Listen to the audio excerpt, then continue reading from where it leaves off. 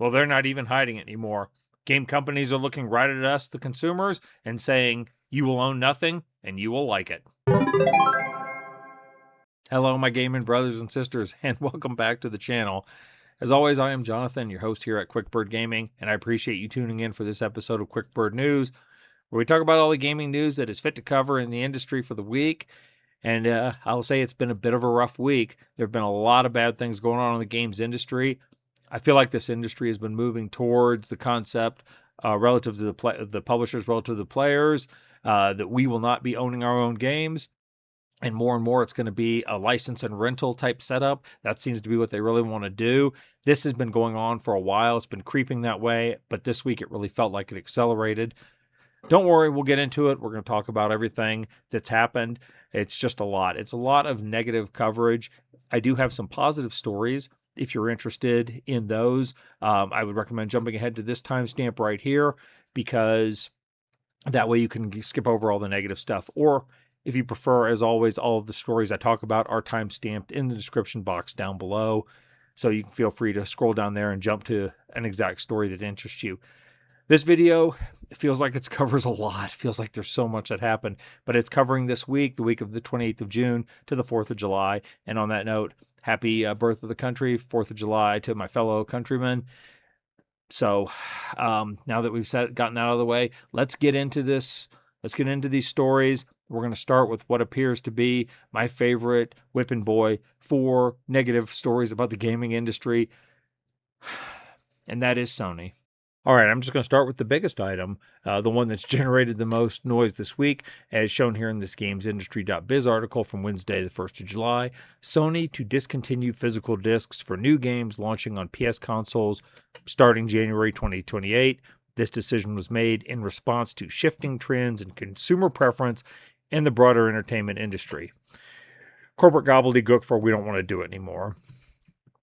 Okay, and they said starting January 2028, games will only be available in digital format through the PlayStation Store and other retailers. In other words, any game that releases after that date will not have a physical disc made.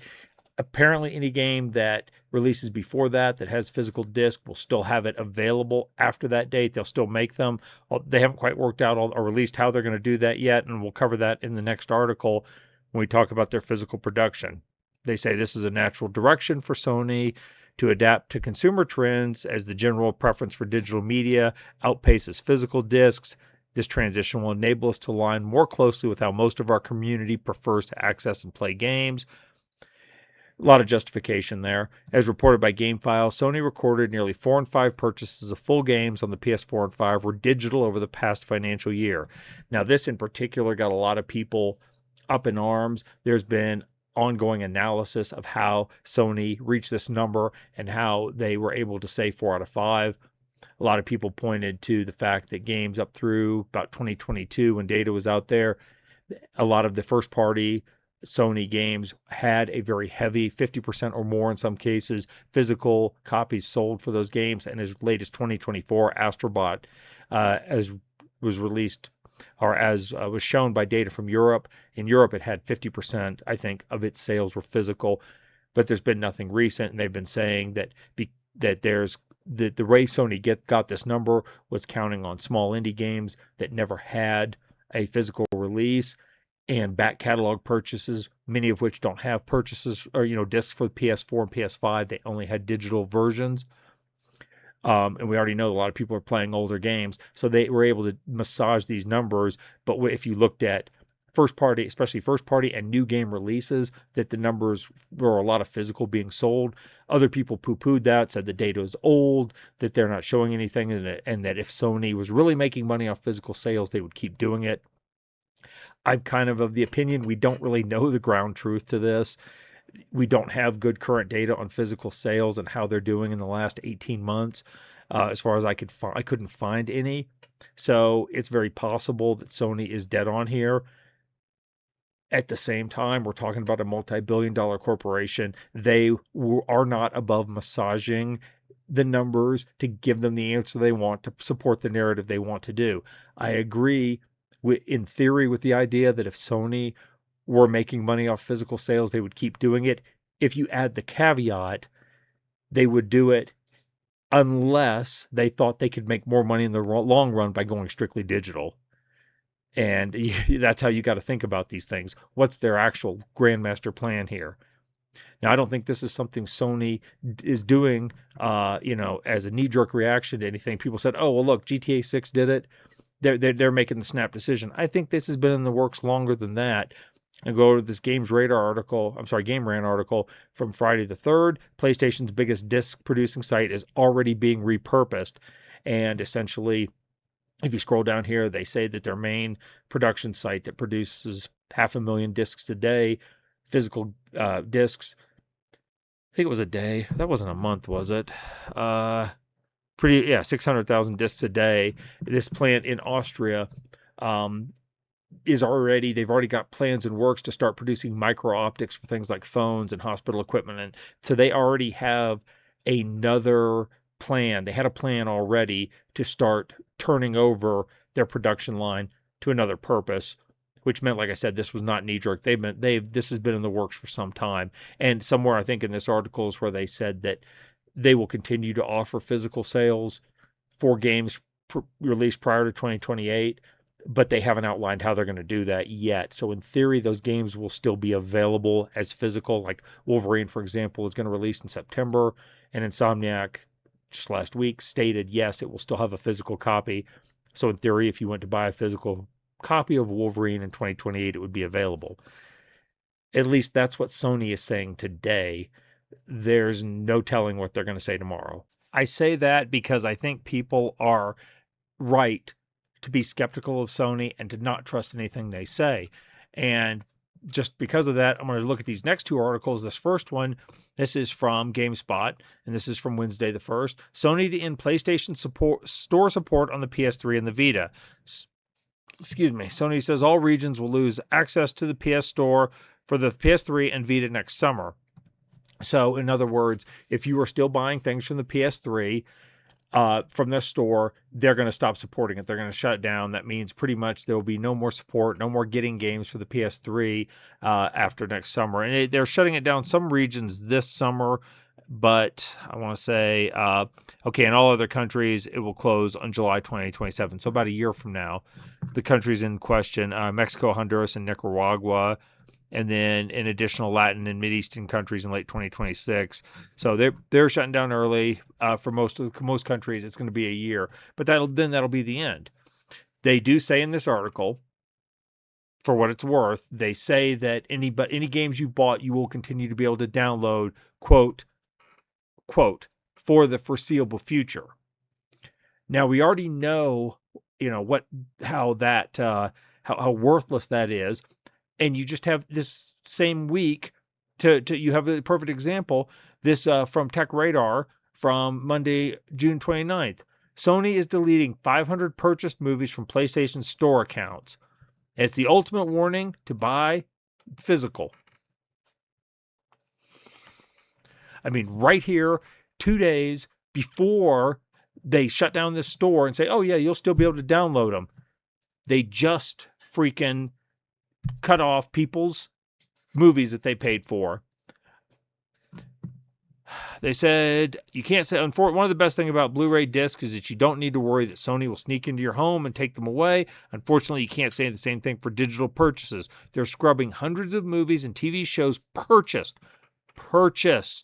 on the PlayStation Store from people's collections with no compensation. Come September, they're gone. Now, the upshot of this is it sounds like it's some kind of licensing or dispute with the company that ran these from Studio Canal, the company that ran these, that offered these up for sale, and they're having some kind of dispute with Sony, and so they're losing the license to distribute them, and by that license they have to take them off the store, and then take them out of people's libraries. They don't have to take them off the store and people that bought them get to keep them. No, they're going to erase them from your digital libraries. And this is this is a problem, because what is to prevent them from doing this to your PS3 games? We don't want to support PS3 anymore. We are going to null and void it. Your digital purchases are no longer available. You make do with whatever. You're not going to be able to connect to the PS account. your PS account to the cloud or anything, and it's done. And your digital purchases will be, unless you already have them downloaded, locally, they're done. You can't download them anymore.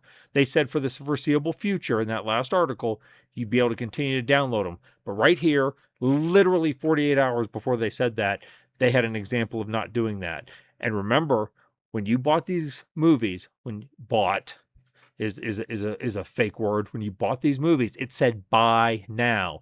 It didn't say rent. It didn't say license. It didn't say until we no longer feel like it. Buy. The idea of buy is that it confers ownership. So you can see this whole mess with Sony, with this rush to go digital only. They're literally showing you in the same week exactly how secure that is and what they think of you. You will own nothing and like it.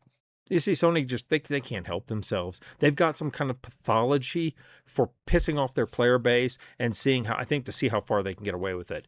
This article, this just happened today, and this was dropped on, as I'm making this video on Saturday, the 4th of July, dropped today. Sony slips again and blocks Marvel Tokon in 132 countries on PC.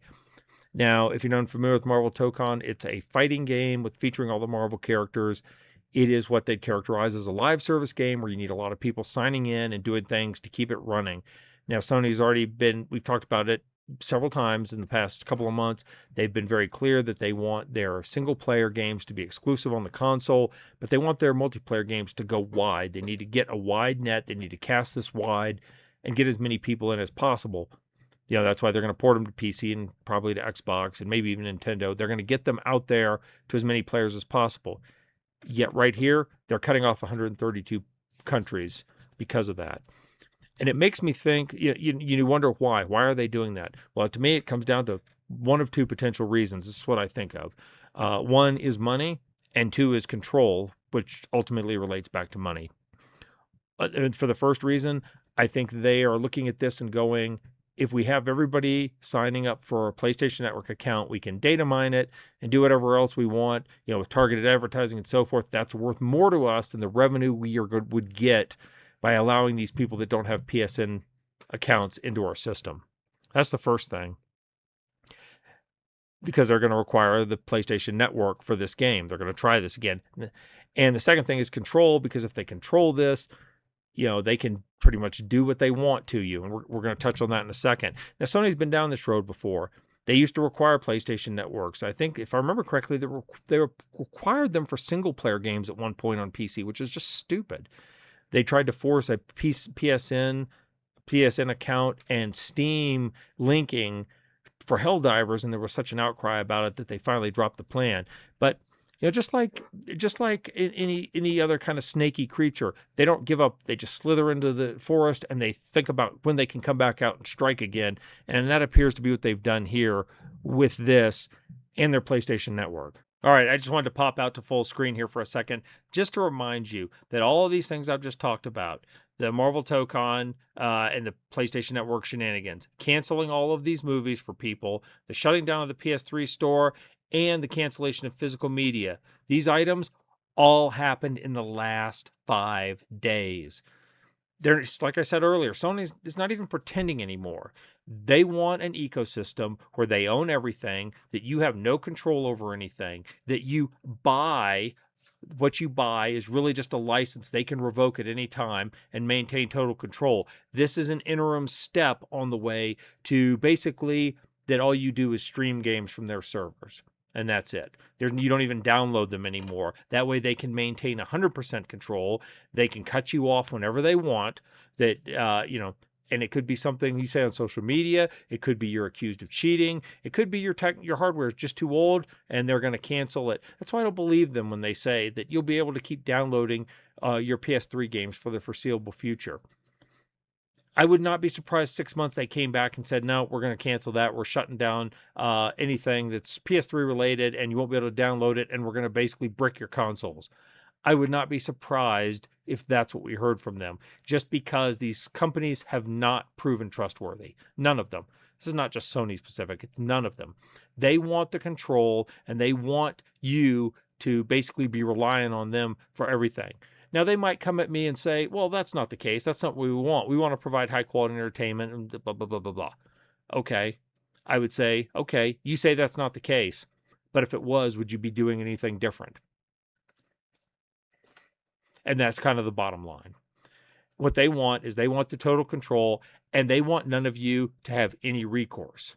Well, this is literally the only recourse that you do have. This Insider Gaming article from Friday, July 3rd, PlayStation fans are canceling PS Plus in protest of the digital future. Okay, they said, well, a growing collection of PS fans are rallying together to cancel their PlayStation Plus subscriptions. Tons of fans are banding together in a bid to get users to cancel their subscriptions with the aim of sending a message that to Sony that an all-digital future isn't the one they want to live in. It's always been said to speak with your wallet. This gentleman here told people how to do it, and there were many screenshots of people saying that, showing their cancellations. Okay. And then they say right here, generally speaking, a real fear that should games go entirely digital, fans would lose ownership over the product, with Sony just recently removing 500 films from people's digital libraries. It begs the question, who's to say they won't do the same with digitally bought video games too? Exactly. Okay. And then they said, then this is an excellent point too. There's a matter of game sharing in the secondhand market, which tons of gamers rely on for a cheaper entry into the hobby. Force them to the digital store, which often markets at increased prices, and thousands of fans are due to be priced out, especially with the continually raising cost. And that's an excellent point, because considering that the cost of consoles is going up every 5 minutes, the cost of even PCs is going up. With GTA 6 going to $80, other companies are going to try to price at $80. Everything's getting more expensive, and they're pricing people out of the hobby. And I honestly think that it's not a everyman hobby now. It's starting to become a luxury hobby, even more so than it already was. And I think what's going to happen is you're going to see a drop off in the number of gamers. See, all this shit is being driven by the idea of investing and the stock market and investors wanting to see ever increasing returns. And you're getting to a point where you're just not going to get that anymore. And I think some of these companies are going to have to learn that the hard way. And this is all, as the average gamer, this is the only recourse you have. This is not a big enough deal. It's not high visibility enough that any politician's really going to get involved with it. And even when they do around the periphery, it's not going to go anywhere, which we're going to talk about in just a second. And so you have choices. Your choice right now is to vote with your wallet. You walk away from it. You don't pay. That's the only language that companies like Sony and Xbox and EA and Ubisoft and so on, that's the only language they're ultimately going to understand. So now, whether or not this particular strike back is going to have that much effect, I don't know. It's really hard to judge. PlayStation's, Sony's not going to come out and immediately discuss how many subscriptions they've lost. And, what happens on social media, people reporting it on Twitter, doesn't mean that a bunch of normies are doing the same thing. So it's hard to say, but this is what I always encourage you as a responsible consumer. Make responsible choices. If the company's pissing you off, do not support them. That is the only power we have. Okay, now if you think I'm just going to spend this entire video bashing on Sony, I'm not. I am not giving Xbox a pass here either. This comes to us from Eurogamer from Thursday, this July 2nd. Xbox reportedly to follow PlayStation's example and ditch discs for the next-gen console Project Helix. They're reportedly for the next with Project Helix, which is going to be the next Xbox console in theory. They are reportedly going to go discless as well, which means they would be following Sony basically into the same trap. Okay. Microsoft has not said whether they will be ending it. This is just a rumor that's come out.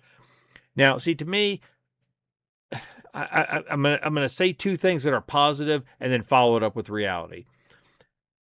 The first thing is that Microsoft actually has a chance here to distinguish themselves from the PlayStation and say, hey, look, we still have the discs.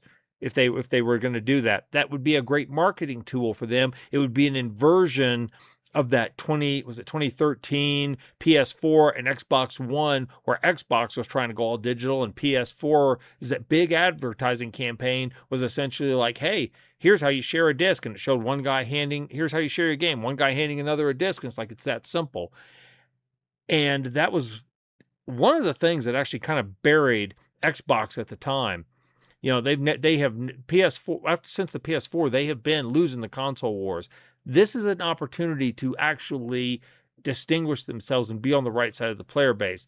The second semi-positive thing I'll say is, according to a Windows Central report, but the Verge report, this is what I wanted. The Verge reports that Microsoft is working on a way to help digitize existing discs that you own. So, if you have, and they said it's for Xbox Series X and Xbox One game discs, not from anything older. But if you have one of these, you have discs from older games, they're going to find ways to help you digitize them for Project Helix. So if that were the case, they would at least be, even for a diskless drive, they're making it so you could still play your old games. It's not ideal, but I think that's one of these areas where the thought counts. And I think those would be good. Now that I've said that this is an opportunity for them to distinguish themselves, and at least they're trying to let people keep their old games. I have absolutely zero faith in Microsoft to make the correct decision here. The entire Xbox program has been rife with mismanagement for over 10 years. I see zero reason that they're going to course correct on this issue, because what's easier for them is to follow PlayStation and to try to go all digital, under the guise of, this is better for the players, it's better for us because we don't have to pay as much money. So for the same reasons that PlayStation will, because they want to be able to control everything. Xbox has dabbled with the idea of going to all streaming in the past, and they've talked about Game Pass having a streaming tier where you just streamed games, or more than one. And even though Phil Spencer is gone and Asha Sharma has taken over, there are still plenty of people with that mindset working in the company. They haven't abandoned that. So I have zero inclination to believe that they're going to make the right decision here. Oh yeah, they'll make the right decision for themselves and for their stockholders, and for the people who can get golden parachutes after they run this program into the ground. The right decision for the consumers, get the hell out of here. And see, this kind of shit just doesn't come out of the blue either. This is not something that was an off-the-cuff, unprepared remark. I'm referring to this PC Games In article, and this is from June 30th. Minecraft servers are apparently illegal, according to the vice president of America's biggest gaming association. Okay, now this came out, just real quick background. If you're familiar with the movement Stop Killing Games, where the idea is that games are meant to be preserved and not be taken offline after being purchased by consumers at the whim of the publishers. A bill actually got through the California State Assembly called the Protect Our Games Act that would basically say that any game that had online components would require support that the game could continue to be played even if the game was no longer, when the servers were shut down, and that refunds might be in order and everything else. Well, it got up to the Senate, and they had a hearing, and this individual, Jennifer Gibbons, the Vice President of State Government Affairs at the Entertainment Software Association. Now, if you're unfamiliar with the ESA, it's just a lobbying group for video games. And by that, I mean, not for you and me, but for the corporations that produce these things. It's a lobbying group for Microsoft and Sony and Nintendo and so forth. Now, I'm going to caveat by saying I am implying absolutely nothing by this statement in regards to any particular individual. However, we do know that lobbying groups involve a lot of under-the-table payments, greasing of palms in order to get the message that they want said by the industry out. That is all I'm going to say in this situation. Now, this person does not speak for Microsoft in theory, and is not in any official way affiliated with Microsoft. So now that I've laid this background, Ms. Gibbons was at this hearing by the California State Senate. We come down here. When being asked by the committee about the possibility of community servers being used to keep games alive and whether that would be a breach of copyright, California State Assembly member Chris Ward stated popular games like Minecraft and Call of Duty currently use community-hosted servers and confirmed that was an option. In response, Gibbons claimed they're illegal. They're not in any way affiliated with Microsoft. Illegal. Microsoft for Minecraft has gotten a lot of criticism because those community standards are not employing the same safety standards of Microsoft servers. In other words, they weren't censoring the kind of shit that people think Microsoft should be censoring from people's free speech or whatever else. When asked by a community member if the community servers were, quote, the black market of video games, she said, yes, we consider it piracy.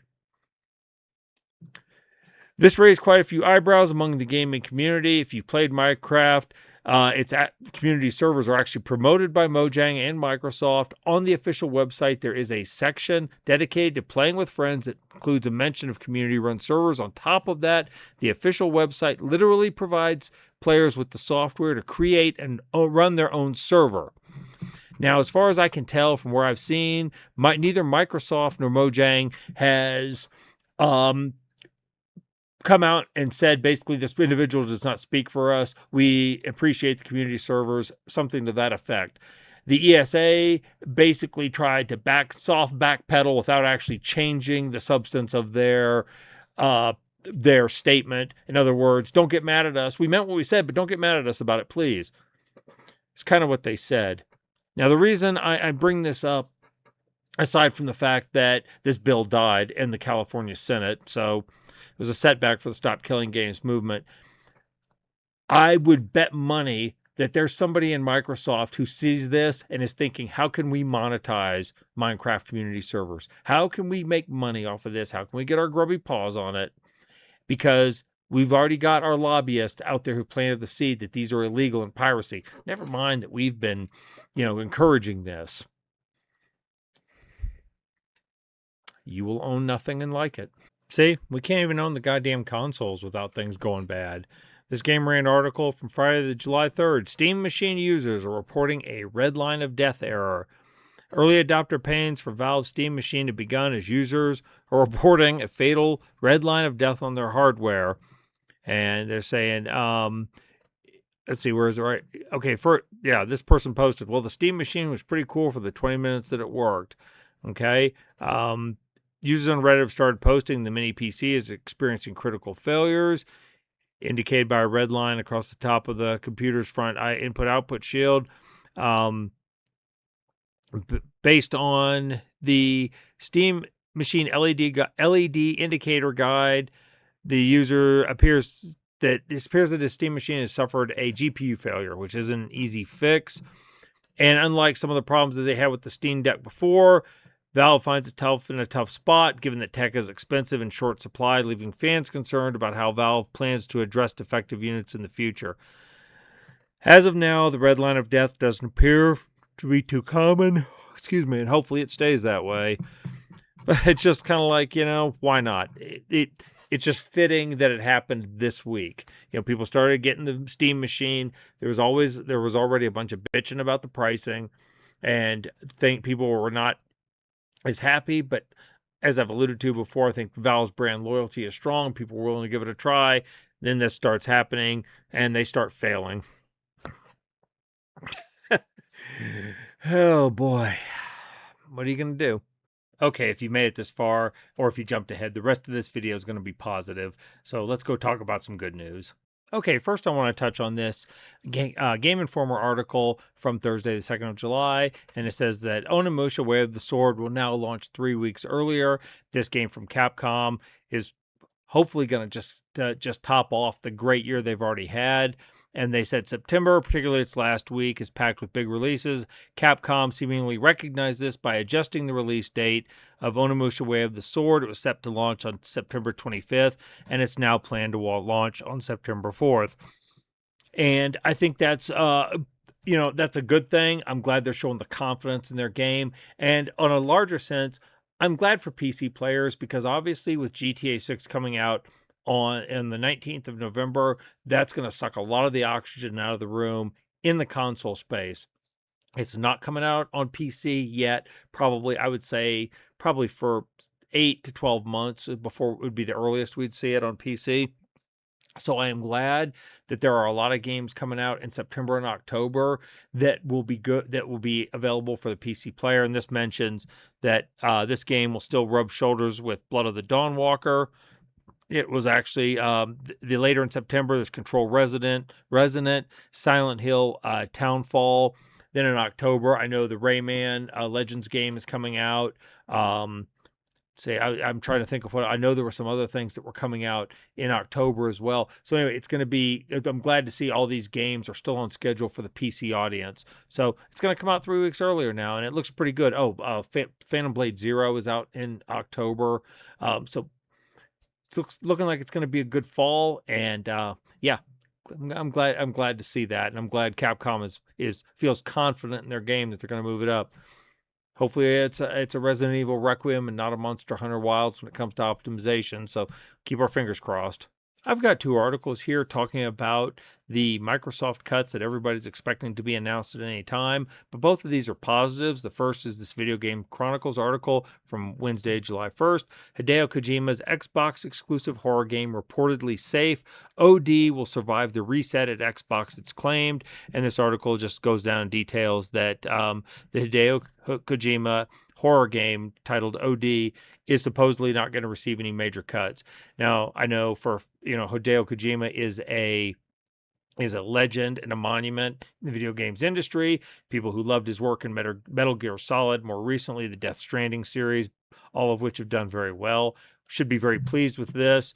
Microsoft is going to gouge the hell out of their studios, but apparently this game is going to survive, and that's good.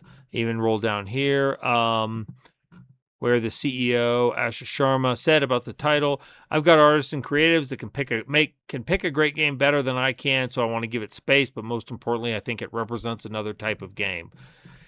If she's willing to leave Kojima alone and let him cook, regardless of other things I've said about her, that's a positive there. Secondly, I'm going to flip over to IGN, and this is from Thursday the 2nd. The developer of Avowed, Outer Worlds, and Fallout New Vegas, Obsidian Entertainment, reportedly not at risk of closure amid the Xbox reset. Now, we've talked about other game studios, Ninja Theory, who made the Hellblade games, Double Fine, who made Psychonauts, Compulsion, who made South of Midnight, and We Happy Few, and now Arcane, the people who made Dishonored and Prey. Among the studios that are all rumored to be either, some layoffs already happened at Compulsion, and all these other studios are rumored to be just either they're going to have to find a buyer and buy themselves out, or they're just going to get canned completely and their projects shut down. But apparently Obsidian is not going to be one of them. And even though I don't think they have any games in the pipeline at the moment, they're keeping them around. It makes me wonder, because I know that Xbox and Sharma in particular have talked about speeding up, trying to throw more assets at their big franchises. And she was specifically talking about Elder Scrolls and Fallout and trying to get some products out on those. Makes me wonder if Obsidian's not going to get handed another Fallout game, whether a mainline or a spinoff, like New Vegas was. They have that pedigree. A lot of the people who made that game are no longer there, but they may be looking at repurposing that studio to do some work on other, on other licenses.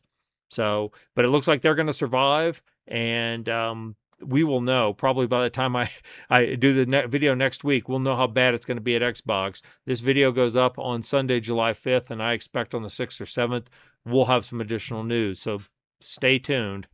This article from Insider Gaming from Thursday the 2nd really just made me smile, because I think this gets at what the heart of good game development is all about. Expedition 33 director says next game may not match its success. Guillaume Broche, the creative director behind Expedition 33, is opening up about the hopes for Sand Falls Interactive's next project. He says he's aware the game may not be the smashing success that 33 was, but that's okay. And they are saying that they are currently working on the game. And when you come down and read what he says, I don't really care. It's weird to say, but we didn't make the first game to please anyone. I think that's why he worked. For the next game, we will make some drastic decisions too, and maybe people won't like it. That's life. Whether people follow us or not is their decision, but that's how we see the future.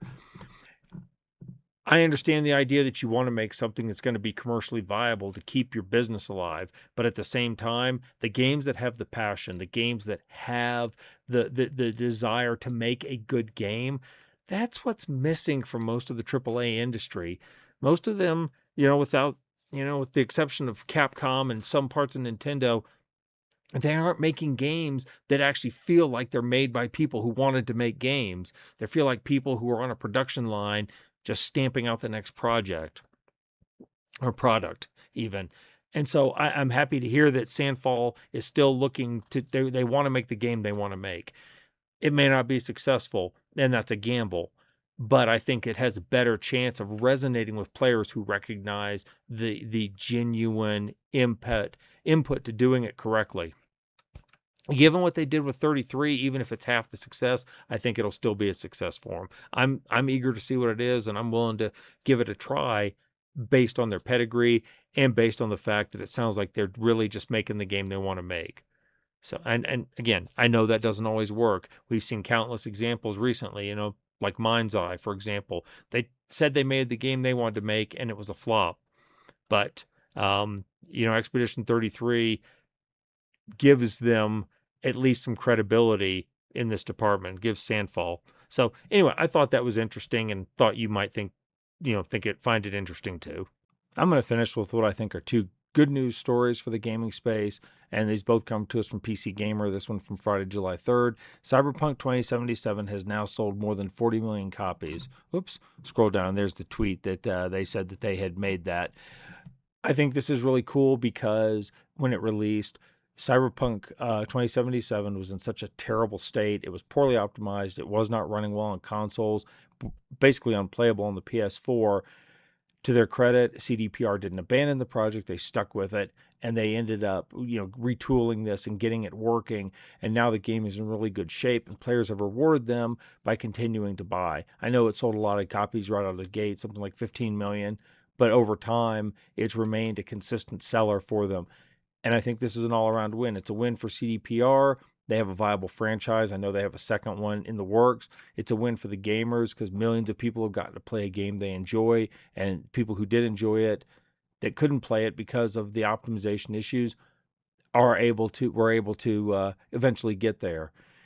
It's not a great look that they released something buggy and broken, but it is that they persevered to stick with it. So I do think this is a win. I think that this makes me feel a little better about their future projects, not necessarily from a gameplay or story perspective, but from a support and optimization perspective, that even if they have problems with Witcher 4 or Cyberpunk 2, they're going to persist. They're going to stick with it and try and get them fixed. And sometimes that's all we can hope for. And finally, we have this article from Tuesday, the 30th of June. Kingdom Come Deliverance 2 team reminds you it's got another Kingdom Come and a Middle-earth game on the way as it tops 6 million in sales. So again, we have another game that's been enjoyed by a wide swath of people, both KCD2 and it's the first one, and have sold multi-million copies from this technically a AA developer that has done so well. These guys have more games in the works, including one that's going to be based on, Middle-earth. They didn't say Lord of the Rings specifically, so it could be another time period in Middle-earth, but we'll see what happens. And if I trust anybody to handle Middle-earth right now, these guys are as good as any. There are other game companies that might be okay, but a lot of them would just try to soak it and do a poor job of it, soak it with monetization and whatnot. And I'd really hate to see that happen. Haven't had a good Middle-earth game in a while. So I'm looking forward to seeing what they come up with. And again, it's games that the gamers can enjoy that have really delivered, and they've rewarded the company. I haven't played either of these games yet. I have Kingdom Come Deliverance 1 is on my playlist for maybe later this year, or if not next year. I have to map out my gameplays because I don't get as much time to play as I would like sometimes. But it's coming up, and I'm looking forward to trying it. So another good news story, a studio that's hitting the right marks at the moment, and they're delivering. And like I said, they're being rewarded for it. So good all the way around. Okay, I'm gonna call this one here. This one's dragged on much longer than I planned. It seems to happen a lot. So, in any event, I appreciate you watching. If you enjoyed this content, please consider dropping a like on the video or subscribing to the channel. Both of those help me out a whole bunch with the algorithm, and I do appreciate that. If you have a comment, something you've seen that you want to talk about, let me know what you think about what's going on with Sony or Xbox or any of these companies. Drop it down below. I do read all comments and I answer as many as possible. Hit that bell so you get notified the next time QuickBird News uploads a video, because every week we're back with more just absolute insanity in this industry right now. All right, I will be back next week with more QuickBird News and more discussion on the gaming industry. So until then, thank you for tuning in. You all go out there, live your best lives, and you all stay gaming.